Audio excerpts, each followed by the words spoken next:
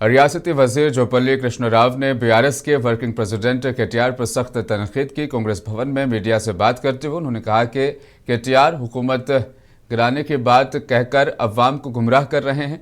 उन्होंने केटीआर से सवाल किया कि एमएलएज को बीआरएस में शामिल करते वक्त केटीआर को शर्म याद नहीं आई, जो उन्हें अब शर्म याद आ रही है। जोपल्ली कृष्ण राव ने इल्ज़ाम लगाया कि तहरीक के दौरान केसीआर खानदान ने कई शर्मनाक काम किए और करोड़ों रुपयों की गैरकानूनी कमाई की। इस वक्त केटीआर को क्यों शर्म नहीं आई?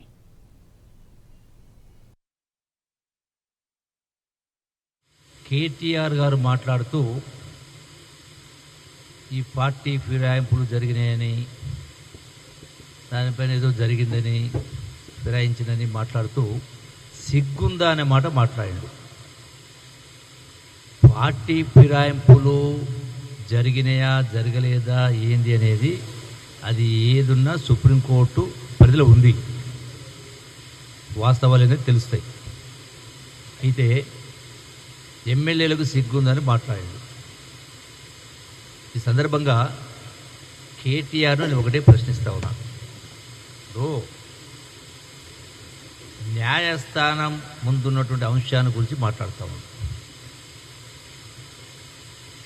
ఏదున్నా న్యాయస్థానం నిర్ణయం తీసుకుంటుంది, స్పీకర్ గారు నిర్ణయం తీసుకుంటారు.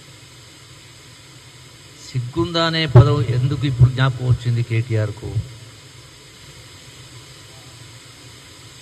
తెలంగాణ రాష్ట్ర ఉద్యమంలో